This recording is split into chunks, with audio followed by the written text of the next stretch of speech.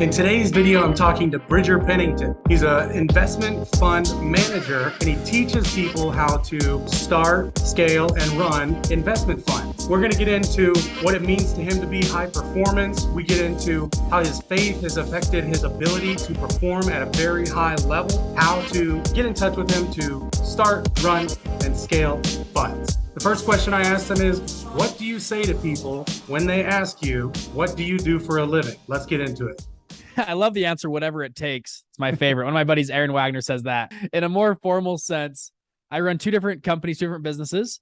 Number one, we have a hedge fund right now. We actually manage money for people. We help them get in exposure to the crypto markets. We help people that are credit investors that kind of are home gamers. They can invest with us. We give them exposure to the crypto markets and hopefully get them a really good return. Number two is I ran a number of different funds. We help teach people how to launch and scale funds. So I help people if they want to get in the world of private equity or hedge funds or venture capital or real estate funds. We help them put those types of funds together, file with the SEC, get the legal done, the pitch deck, put it all together and help them hopefully go out and raise tens of millions or hundreds of millions of dollars for their offering. And this works for business owners as well that want to buy out their competitors or buy out franchisees or expand anyway. We help them do that. We've helped about 20,000 students in that program. We have, I think, 2 funds over $100 million now and 26 funds over $10 million in that company, which is pretty cool. So I got about 45, almost 50 employees right now between the two companies. And so that's what I do. That is a really big undertaking that you got, and you've already just grown immensely. So let's go back and talk about the education part. You started that, what, 2 years ago? Coming up on 3. We started our first initial launch. We launched this little product. It was $47. We were just curious if people wanted to learn about funds, and it took off like wildfire. It was pretty fun. Yeah, coming up on 3 years though. And you said 20,000 people already? So we offer primarily courses. So it's educational videos and then coaching and consulting if people want help with that as well. So between all those things, we have about 20,000 members inside of our courses and coaching groups, which is crazy. Outside of that, we have free stuff online and following and free Facebook groups, which is a lot bigger than that. As far as people in our groups and communities, about 20,000, which is just wild. That is. And we threw an event last April called Fund Launch Live. We had about 1,200 people live, which is crazy. That's like my dream come true is to throw. I love live events. So we're planning the next one right now. It's 2,500 people. It's called Fund Launch Live. Next May, it's in I think Miami. So it's gonna be pretty fun.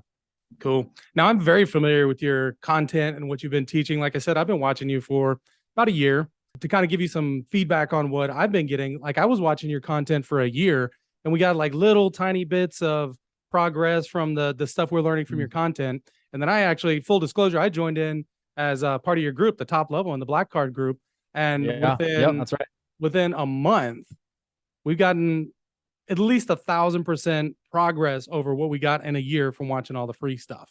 Like I've brought on a capital markets expert to team with us now. All the advice that's in the Black Card, that's where we got a ton of our growth. Oh, I love to hear that. That's the goal, right? That's so good to hear. And I know, we connected in Black Card, which is so fun. That's awesome. That's what we like. The world of funds especially is so, whatever you want to call it, closed door. You just can't learn about funds very well. And so our goal is to democratize funds and help people go from A to B faster, just give you a shortcut. That's awesome to hear, Alex. Now we're actually just, I love hearing that. So we're actually just straight up copying you without, okay. So talk about Cars and Coins real quick. So you're copying Cars and Coin. Okay. Well, a little bit. I'm not calling it Cars and Coins, but one of the things we do is I kind of buy my way in. I'll buy into ACG, Vistage. I'm in some networking groups and masterminds to be able to get access to the people. I've just recently moved to Dallas only 4 months ago. And so I had no access to anybody with capital. I'm listening to you for a year thinking, I don't have access to these people you're talking about. I was living in Hawaii. There weren't even any kind of groups that were anything like you were talking about. People are there and then they're gone. Hard to build a relationship and stay with them. So being here in Dallas, I mean, it's like capitalism central. It's pretty awesome. We're doing an event tonight it's called the Shop Club, but I want you to talk about Cars and Coins, what it is. Just know that we're just an invite. Did I get an invite or what? I should have sent you an invite. You're not in Dallas, are you? No, I'm in Salt Lake. But all right, next time. I tell my Black Card members, I'm like, send me an invite. I might come. I might just show up. No, so Cars and Coin, and it's a great point. People always ask me, Bridger, how do you raise capital? How do you find high net worth people? I tell people they already hang out together. They're already in groups. You don't need to go reinvent the wheel. These people are already connected.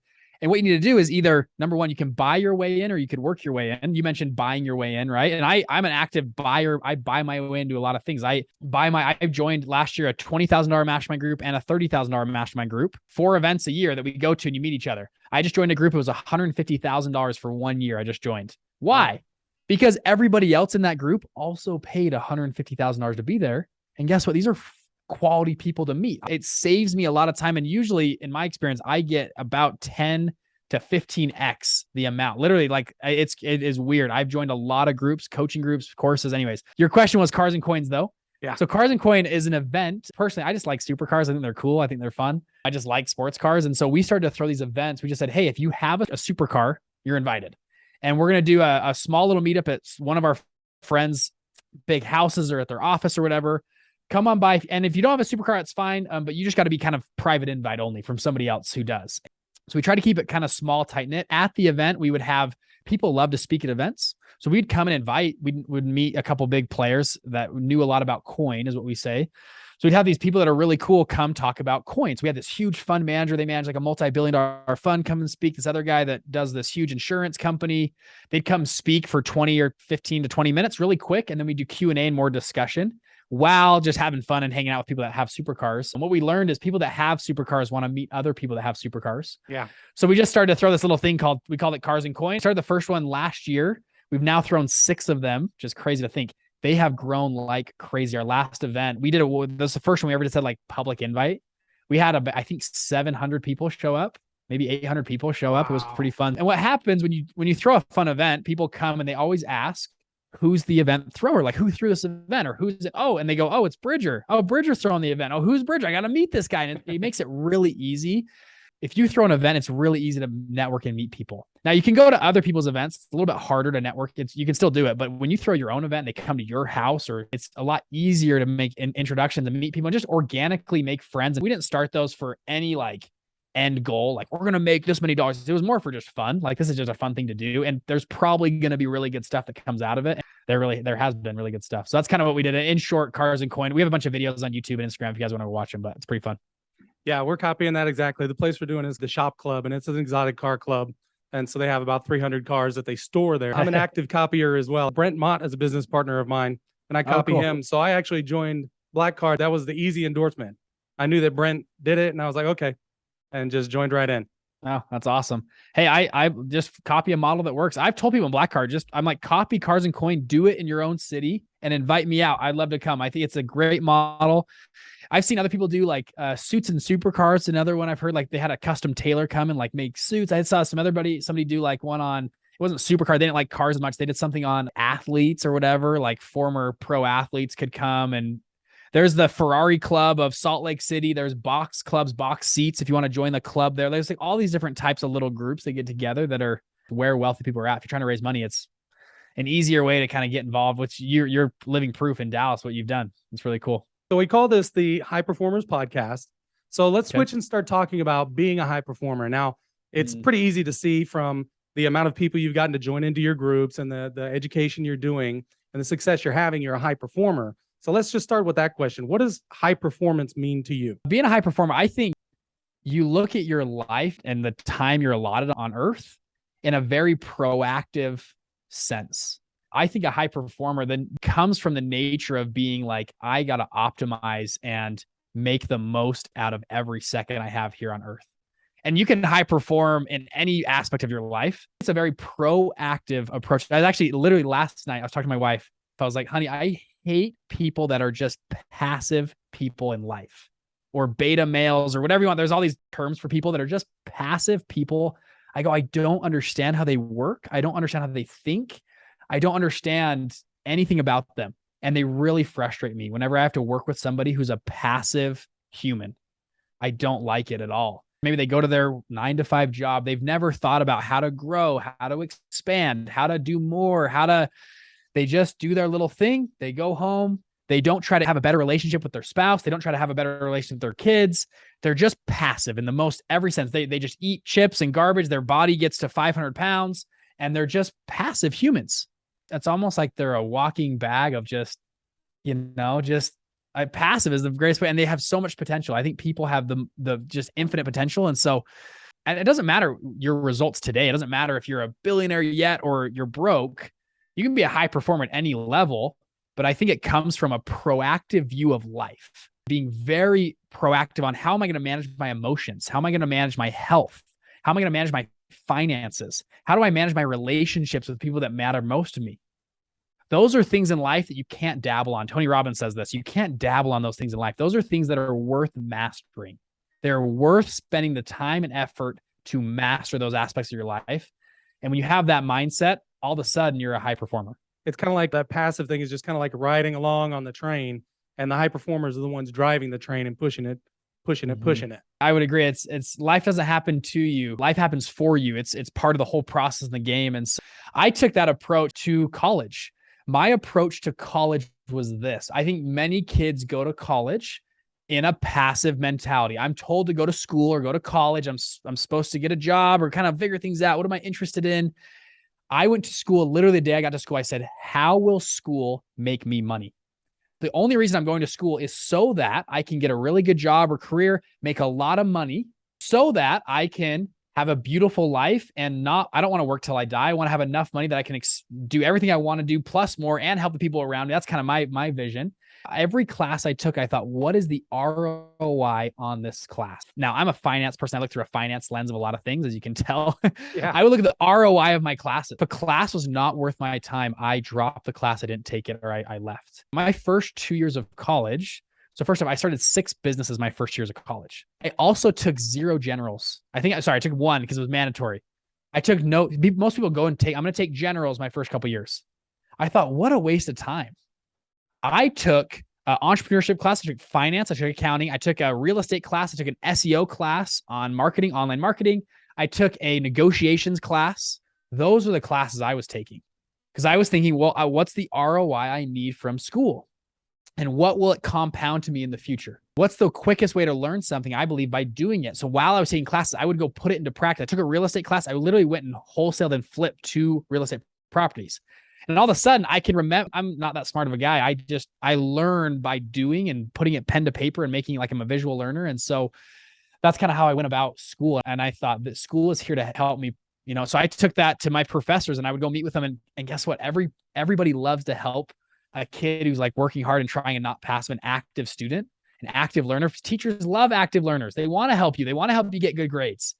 And so I would go work with them. Hey, I'm trying this business. What do you think it applies here in my accounting or finance, all the stuff? And I ended up with almost straight A's, almost a 4.0 all through school, while running businesses, while doing stuff. I started getting offers to go work for companies. I went to Silicon Valley, got a 6-figure offer to work there. I got an offer to work at a private equity firm in Salt Lake City. I got another offer at another company. And I mean, these are 6-figure, huge bonus. This is before I still had like 2 years left in school. I think you can take a very proactive approach. And I ended up dropping out of school. And then we launched this company. And now I have 2 companies over 8 figures and all this cool money. We've made tens of millions of dollars and it's been awesome. I'm relatively young. I'm still in the grind. I'm still working. A proactive approach to even school, relationships, just everything I think is so crucial. Can we talk about your faith a little bit? Yes, I'd love to. Yeah. You are a member of the Church of Jesus Christ of Latter-day Saints. The Mormons. The nickname is the Mormons. So the official name is the Church of Jesus Christ of Latter-day Saints. Nickname is the Mormons. But yeah, dude, I'm a full out member, through and true and blue and whatever you want to call it. I love being a member of the church. As we've been talking about high performance already, did you get anything from the church? Anything that kind of led into that was maybe kind of priming you for this kind of a lifestyle? Oh, 100%. So number one, there's actually a really cool study. I read this book. It's called The Triple Package. Really interesting book. Triple Package is a book written by 2 researchers. They wanted to research why certain cultures or communities end up being high performers. Then they're not members of my church at all. They said, why are Mormons or members of the Church of Jesus Christ and of Latter-day Saints and Jews at the top of all these Fortune 500 companies? Why do they do so well? Why do Nigerians outperform all other African countries? Why do Cubans or East Asians just come to America? And why do immigrants just do so well in the United States? This was their study. It was really interesting on culture. They concluded this study down to 3 things. They called it the triple package. Now, some cultures and communities have 2, some have 1 of them, and some have all 3. Number 1, the cultures that had cultures that helped kids or whatever their generations succeed very well had one of the things was inferiority complex. So immigrants have this. They come to the United States. They feel like they're lesser people. They're inferior. They have a chip on their shoulder. We have that. I'm a Mormon, you know, you get that little chip on your shoulder. Like people make fun of you a little bit or kind of joke around, like you get a little chip on your shoulder. Okay. The second one that in some cultures, delayed gratification. If you have delayed gratification built into how you, with your kids, whether you can't eat certain foods, you don't have sex before marriage, or you can't do certain things. A lot of cultures, Nigerians, Cubans have this, all this other stuff. My church, the Jews have this. That's one of the huge pillars of success in a culture. Does that kind of make sense? Yeah. The third one that he put, this is only unique to Jews and people that are Church of Jesus Christ Latter-day Saints, so my church, as a superiority complex is what they called it. So you have inferiority, you have delayed gratification, and the last one's superiority complex, meaning you believe you're God's chosen people to some degree. You believe you have this superior aspect to you because of your faith a little bit. If you can say that in a good way, not negative way, like you're better than everybody else, but a way of you're God's chosen people, I feel like is a good way to say it. If you have all three of those together in a culture, in a household, the chances of success are massive, which is pretty cool. If you look around, and then they went through all these Fortune 500 companies that are full of Jews and Mormons, just top to bottom.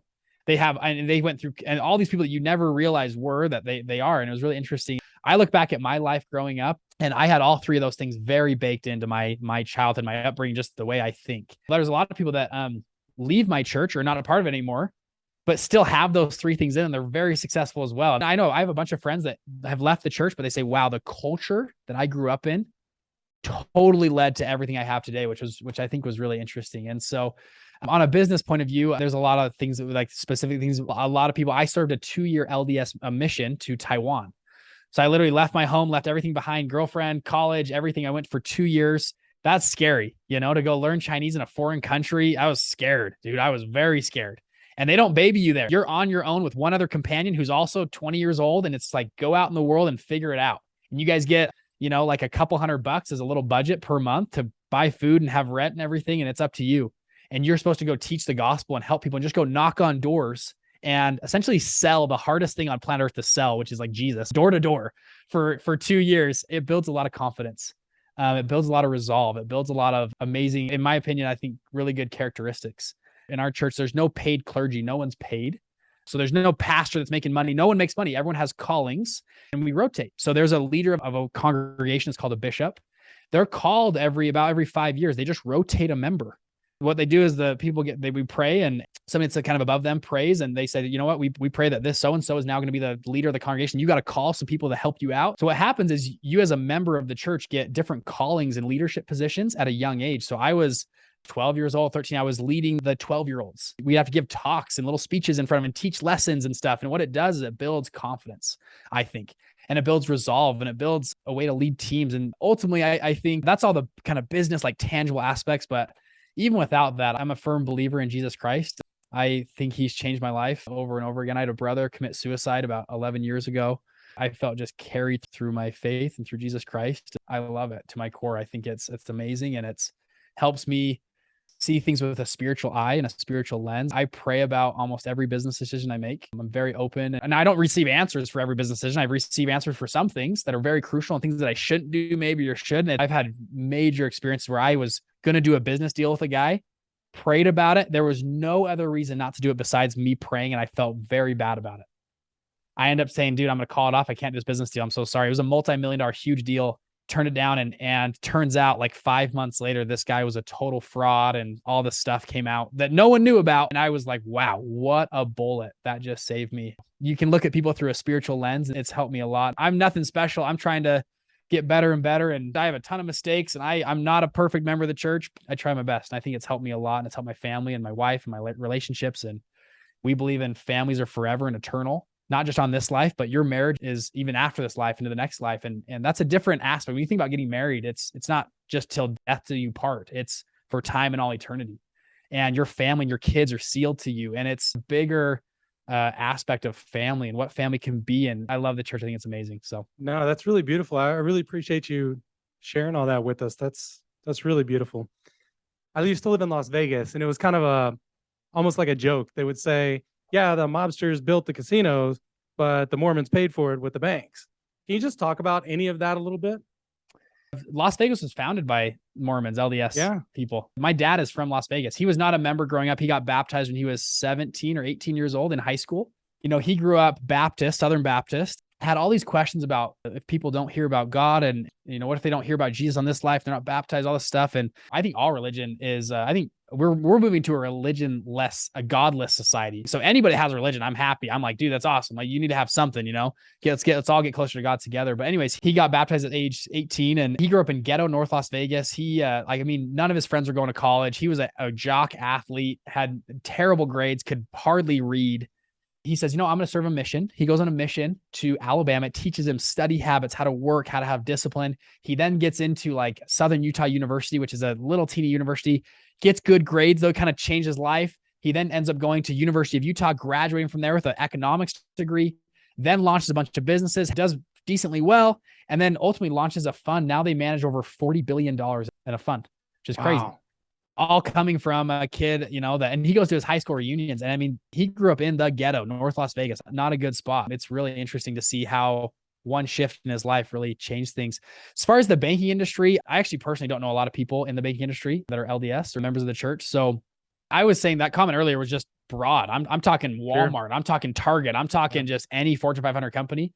Banking is one. I know there's a lot of Jewish culture in banking as well. I know a few people that run funds because I run funds as well. A lot of them aren't members, some are members. So I don't really know. Whenever you did your mission, I really enjoy hearing you talk about this because there's so much that I think bleeds over into business. Exactly like you were saying, we're moving to a society that's doesn't really have any morals, anything goes, all that kind of thing. And that seems to really detract from the things that make you good at business, the things that make you good at running a company. All of that freewheeling wildness seems to detract and seems to take away from being a high performance person or being a person that can run a company, be trustworthy and be trusted by other people. So whenever you did your mission, you didn't speak the language when you went there. So what happens when you submit to go on a mission? So I was 18 going out of high school. You just submit papers, what they call it, to the church headquarters. They pray about it. There's, I think, like 400 missions around the world. You can go anywhere. And they pray about it and they say, hey, Bridger Penington, you are called to serve in Taiwan. You will be speaking Mandarin Chinese. You need to report to the Mission Training Center on June 11th, 2014 is what the date was. And I was like, holy crap. And I was like, now I had taken a few Chinese classes in middle school. So like 8th and 9th grade, I took like 2 semesters of it. And I put that on my thing. Maybe that's what helped me go there. I have a buddy that took like 10 years of Chinese and he ended up speaking Spanish. He went to Brazil or something. Wow. Some of my friends, we had guys go to Madagascar, Brazil, Uruguay. My wife went to Portugal. I have friends go to Germany. Everywhere, Tokyo, Japan. You can go anywhere. So what happens is we went to what they call the Missionary Training Center for about 8 weeks. They do a crash course. It is 15 hours a day, all day, every day. You're in a shirt and tie. You leave your cell phone at home. There's no technology, nothing. You literally are there learning the scriptures and learning the language. My teacher never spoke a lick of English to us. It was all 100% Chinese in our training for about 8 weeks. We hop on an airplane. They fly us to Taiwan and we literally get there. Now there's mission leaders. There's an older couple that runs the area. There's about 200 missionaries in a certain group. We go there, we meet with everybody and they say, okay, you're assigned with this other missionary we called Elder. So Elder Anderson was my, he was out there like 18 months and I just was brand new and he was my trainer and we go out together. He's supposed to train me. And literally day one, we do our mornings. So it's kind of a schedule for a missionary. You wake up at 6:30 a.m. every morning. You're supposed to work out in the morning. You're then supposed to clean yourself up. By 8 a.m., you are supposed to study the scriptures, the Bible, other scripture documents from 8 to 9. From 9:30 to 10, you study with your companion. You practice like teaching or practice the language a little bit. And then you have a half hour of language study. So I would study Chinese. By about 11 a.m., we would then leave the door and we're not expected to come home until 9 p.m. that night. Wow. We hop on our bikes and literally how it went, at least for my mission, we would go out on the street. Taiwan is a dense place. There's 25 million people that live on Taiwan, which is crazy. It's a small little island. We would roll up to a stoplight with people on their scooters and literally just go turn to them and like in Chinese, hey, how's it going? Hey, we're the missionaries. Have you heard about Jesus? Or like, or hey, where are you headed? Do you have kids that want to, we would teach English. Your kids want to learn about English. We do an English class every Wednesday night, or, hey, we have church on Sunday. You want to come by? Or we teach people about this thing called the plan of salvation, the plan of happiness. We teach people about the restored gospel of Jesus Christ. We have all these kind of different hooks we try out on people. I would talk to 100 to 200 people a day on the street all day from 11 a.m. to 9 p.m. I mean, we'd break for 30 minutes for lunch and 30 minutes for dinner, and that was it. You'd come home just beat up, and some people are really rude to you, and people are kind of jerks sometimes. You can't even speak the language. You hit your bed hits the pillow. There's no TV. You're not coming home to something fun. You do your plan for the next day and you go to bed. And next morning it's 6:30 a.m. and you're up again. If you ever see a missionary out on a bicycle or something in the world, honk at them or wave or something. Be nice to them. People say it's hard. It truly was. Every Monday, we'd get a couple hours, about 9 to 6. We called P-Day. We could email our families home. Now they can voice call. That was the only time you could talk to your family every week. You still couldn't go watch movies or something. You're supposed to be consecrated to keep yourself pure while you're there. And that was it. It was really hard and one of the most rewarding things in my entire life, because we'd go and meet with people. I remember this one lady, we talked to her and she had just lost a child. Can't remember exactly what she asked us, but it was something around, or I think her 10-year-old daughter had just died.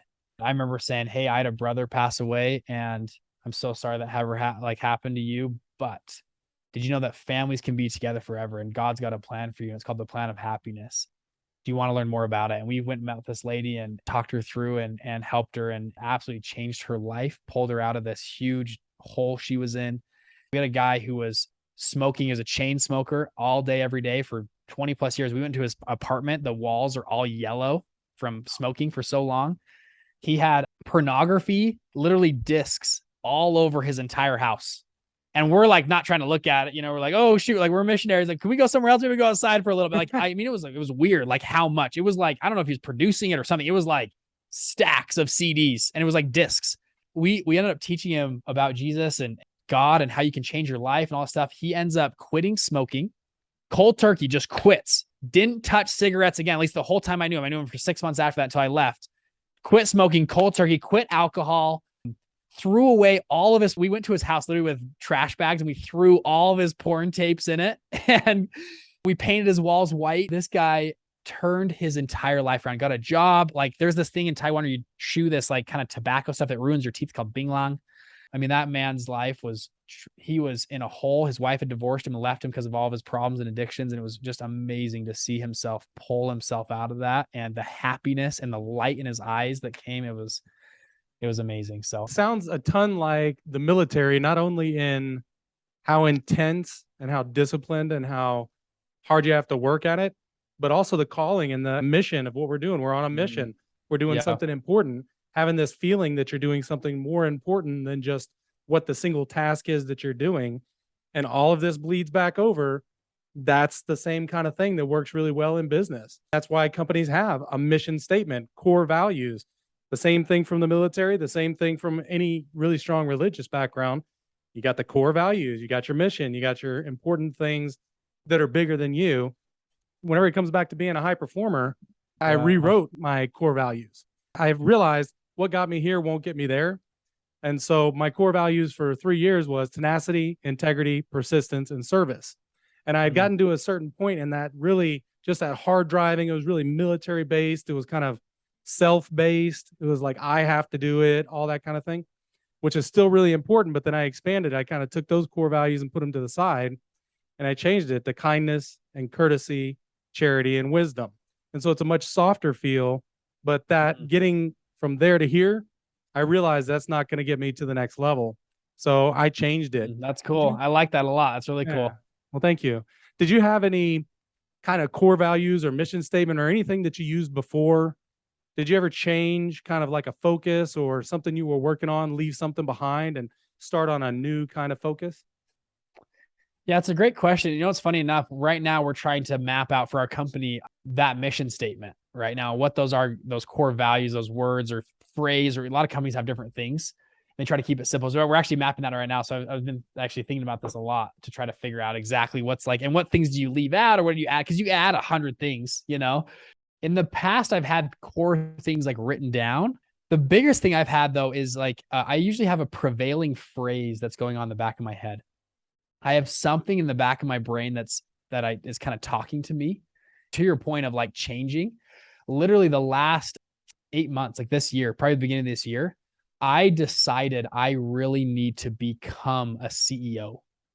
I think I'm an okay entrepreneur. We've launched cool stuff and we've made millions of dollars. It's been really cool, but I'm not a CEO yet.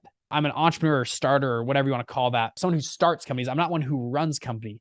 An entrepreneur starts companies, and a CEO manages and builds and scales companies. Yep. And can manage teams effectively. And so I built this whole persona around who a CEO is.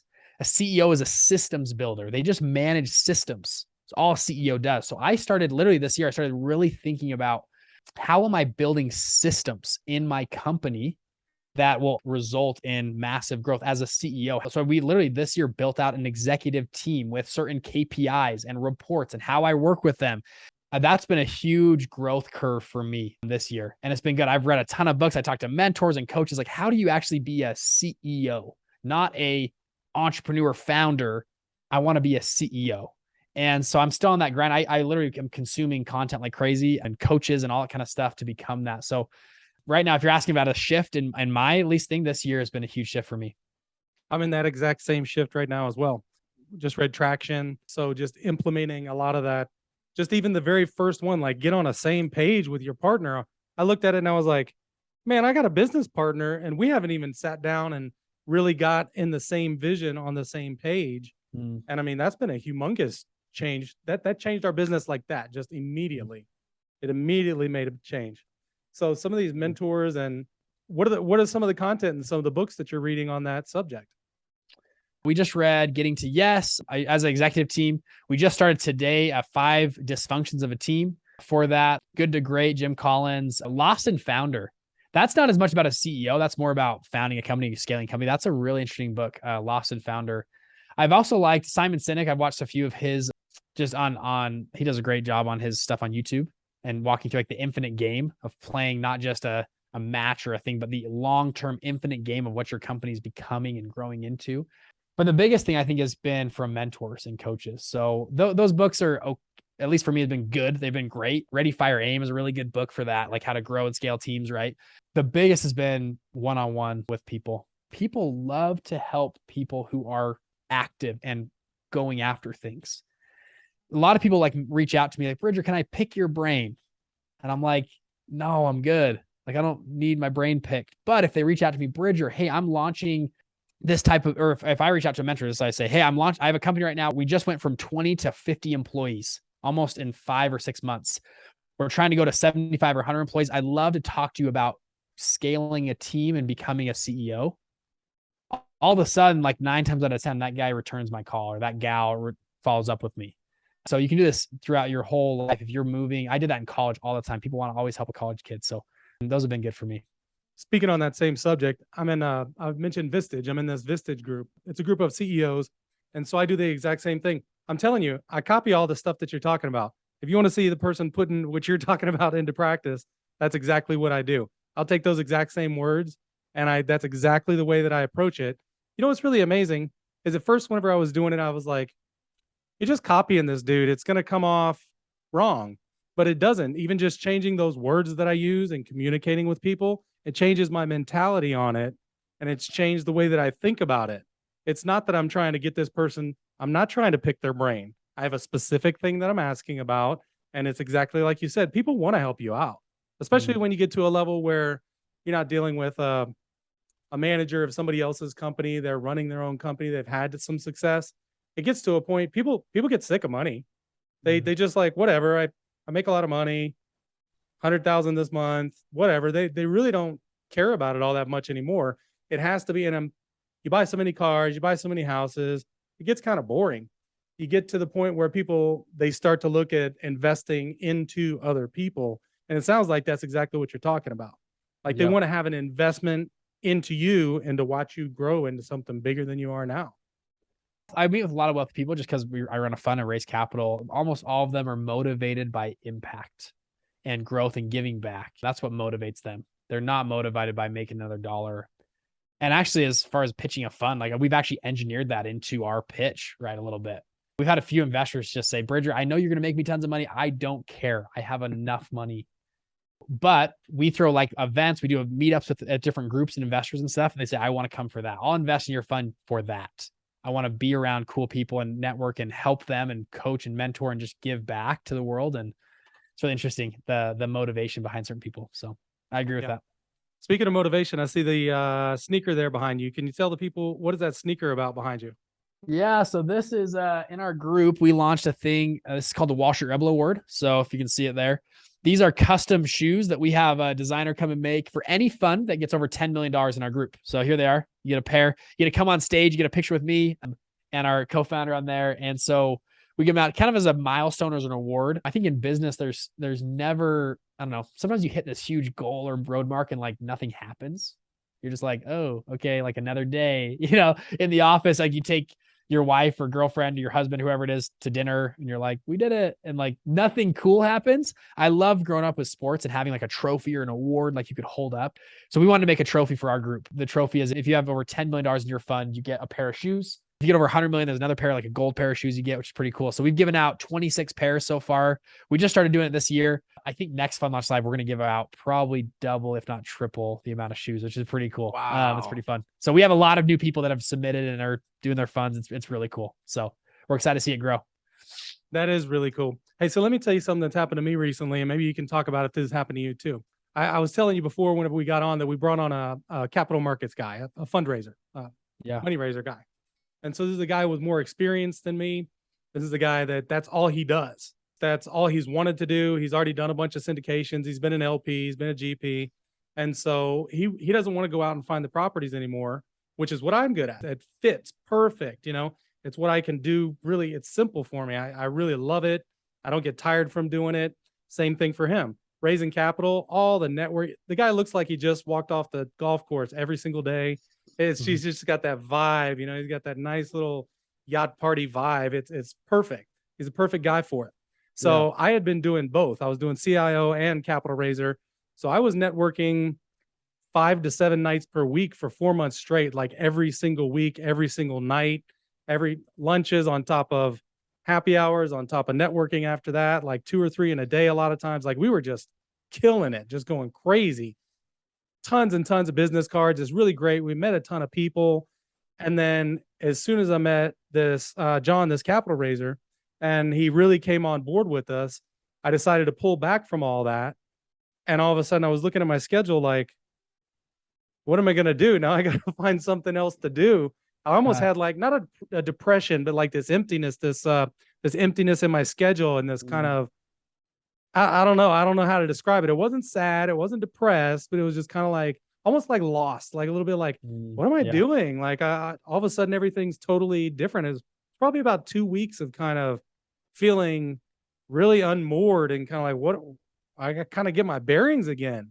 You ever done anything like that where you hit? Because to me, it was hitting a goal. It was a goal to find this capital raiser. So I hit the goal, met this capital raiser. He got on board with us. And then all of a sudden I'm like, this isn't the great fun I thought it would be. Now all of a sudden I'm kind of a little bit like lost. You ever have anything like that? Yes, I actually know what you're talking about. As crazy as that sounds, I know what you're talking about. Usually when it comes back to it, I've had this a bunch of times. I probably hit that once a quarter for like a week because we keep hiring and I keep which is good. If there's a great book, if you want to be an entrepreneur, the E-Myth is the best book, I think, for any young entrepreneur. The E-Myth is amazing. It's the entrepreneurial myth. It talks about people who work in their business and not on their business. And it shows like the first example is a lady that runs a bread shop. She wanted to be an entrepreneur. She wanted to open her own store. It was amazing, right? She ended up doing it. She opened her own bread shop. However, 8 years later, she's the one who wakes up at 5:30 a.m. Because her bread's the best. She has to make it and put it in the oven. And then by 8:30, the customers love her. So she has to check everybody out of the thing. And then when they close the store at 7 p.m., she has to stay up late and do the finances and everything else because she's the best one at it. And she ends up sleeping 3 hours a night and just has this terrible life, hates her life because she's doing that. And so that's one end of the entrepreneur scale. And the other, so what that book tells you to do is you got to figure out how to systemize and make things happen. And so when you get good at that, and you're good at systemizing. So I was like, hey, I'm going to work not in the business. I'm going to work on top of the business and grow it and scale it. Oftentimes you scale yourself out of a job. About once a quarter, I hit that. I'm like, okay, wow, my schedule just freed up a ton. And because we just hired somebody new, we put a new system in place. And so I've had to remind myself, this is good. It's good that you're not doing everything because sometimes you feel a little bit like I want to be in it. And then you got to remind yourself like, no, I don't want to be the lady that's cooking bread 13 hours a day. I want to be the one managing all the bread shops and making sure it's good. And so I've had to have that conversation myself before, like, no, this is good. And now if my schedule's open, go work on the business. What are the next things? Where's the puck moving to right now? What are things that you can start working on for the next 6 months or 8 months or 18 months that are going to be impactful for the business? And I go, oh, okay. And all of a sudden, all my mission and vision comes back and I go, oh, okay, yeah, that's really cool. And that purpose comes back, for your company. So that's kind of what I do. And then, or I'll just say, hey, I'm going to go hang out with my wife and kids. We're going to go boating and have some fun. So, hey, that's great. But I hit it actually I hit it more often than I thought. I hit it like once a quarter. Literally, I almost hit once a quarter. I hit that kind of a moment. I get what you're saying. It's kind of a weird feeling. While you were talking, I was thinking, wow, he's doing it once a quarter. I think I'm doing this like once a year. And then I thought about it some more and I was like, well, no, about twice a year. And now it's getting closer and closer together. I brought on, well, first of all, let me back up, talk about some of my failures. So I got fired by like 4 of my accountants. Like they were just like, nah, I can't. You keep messing with stuff and you keep putting your hands in it too much. They didn't fire me, but that's the way I think about it. They got too busy and had to take other clients and all this kind of thing. But along the way, I'm getting scolded by these accountants saying, you're doing too much. You're too much in it. You're changing things. And then I have to go back and do 5 times as much work as if you had just told me what needed to be done. And so finally I was able to take my hands out of it and get this one accountant that stuck with me through that. And then now I was able to bring on another controller over her and she's moving into, and then there's another mid-level and across all our companies. In building these teams, can you talk a little bit about being able to pull back off of that stuff? We sort of mentioned it just now, but how do you trust those people? How do you feel like you can instill in them? Because like you said, I'm the one who does it. I'm the best at it. I know how to do it. Talk about how you've done it. How do you pull back from that and trust the other people that they're going to do it the way that you want? And I want to hear, how do you deal with it whenever it doesn't go the way you planned? That's a great question. First employee you ever hire, I think is so hard. The first couple, it's such a weird thing to hire. And then because you're paying them and like, is it worth the money? Because that's coming out of my paycheck, like, wow, like that's weird. Now it's a lot easier, right? For me, we got about 50 employees now. And so what we decided to do was say, when we hire somebody, we are hiring A players. We hire people with high energy, high performers, essentially. And I want to see when I hire somebody that they've shown a high level of performance in other areas of their life or other ways before I hire them. We've hired a bunch of people that are D1 athletes or professional athletes, people that were student body presidents, people that ran their own companies before. Okay, that shows to me you are some level of a high performer. That's how Google hires. They hire people with stars over their head. So I want to find people with stars over their head, and that gives you a lot of confidence to trust them with things. So then whenever I get somebody now, at least, I'll sit down with them. I'll say, hey, I trust you. I want you to come into my business and treat it like your own as much as you can. I want you to act like this realm of the world, like our controller, our guy over fulfillment, our CFO, our event committee. This is your little kingdom. You are the CEO. You are the president of that thing. And I'll tell them straight up, I go, I am a passive manager. I do not want to manage you. I do not want to micromanage you. I want to call you once a month and have a follow-up meeting and you tell me what's going on. I don't want to tell you what's going on. So I really try to make someone an active, back to that active player, conversation we had, someone that's an active person in their position. And I say, you are the head of this. You make your own decisions. You hire, you can fire, you have a button, like maintain, like sometimes there's little walls to stay in, but stay in the lines. But if you want to revamp this whole thing and twist it upside down and do it, like just run it by me real quick, but I will most likely say yes. I try to hire people and have them be entrepreneurs in my company. And it's worked out pretty well. There's a few times where it hasn't worked out super well, but almost always. And then people, they don't believe me when I tell them this at the beginning. So they come start testing me. Hey, Bridger, can I do this? What do you think about this? I literally go, I do not care. I should not be approving that decision. You can approve it. Like that's your decision. And after about 2 to 3 times, they go, oh, okay, it's my decision. I can make decisions for myself. I can run this thing. And I go, yes, you got this. I'm maybe more trusting than I should be. I'm a very trusting boss. I trust people to run their realm. Yeah, we'll check up on it every month or so or whatever the checkup time period is. But I really like to give people their realm and let them explore and do their thing in their realm. That's how I do it. I love it. You've been very generous with your time. So before we get off, tell people how to get in touch with you, how to get involved with IFS, Fund Launch, Black Card. Give your pitch. How do you get to your socials? How do you get involved? We have a couple of free things we give out all the time. So free, just freebies, like total free stuff. Number one, we have a lot of free content on our YouTube channel. So my name is Bridger Penington. Just go look me up on any social media. I'll be there. If you want a free course on funds, if you go to bridgerpennington.com or fundlaunch.com, we have an entire free course on funds. It's like 30 plus videos on how funds are built, how they're put together.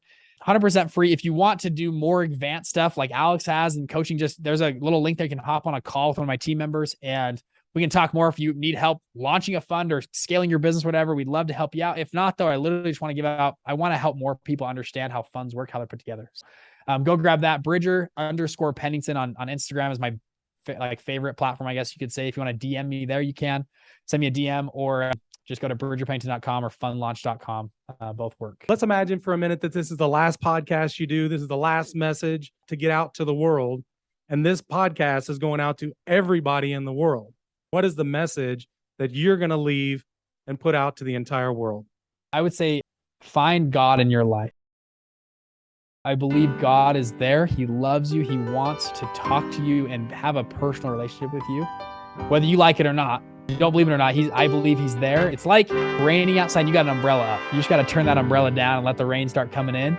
I don't care where you're from, who you are. I think you should seek God out in your life and seek a relationship with God. I can just testify from my own experience that God lives and that he loves you. And he's not just some mystical creature that does it. So like, I believe God is our Father in heaven and truly a father. We're his children and there's a father to child relationship. I think you can have a personal relationship with God. If I was going to leave one message with the world, almost everybody, I live in Taiwan, they never even heard of Jesus Christ. Most people just don't believe in any religion at all.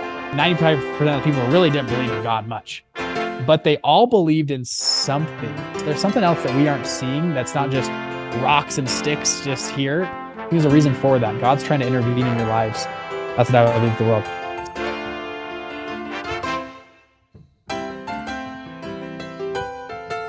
There you go, Alex. Well, thank you, sir. This has been really good.